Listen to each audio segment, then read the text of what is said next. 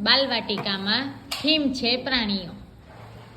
તો આપણે જંગલી પ્રાણીઓ, પાલતુ પ્રાણીઓ શીખી ગયા ને, તો એક એક જંગલી પ્રાણીનું નામ લખો.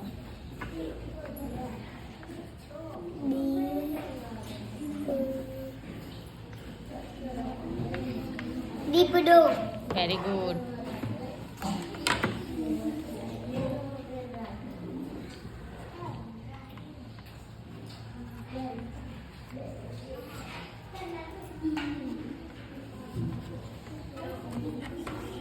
સિંહ. સિંહ. Very good.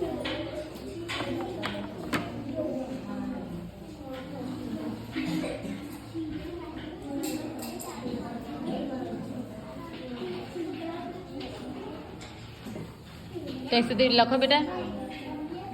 હવે બધા પાછળવાળા લખવા માંડો.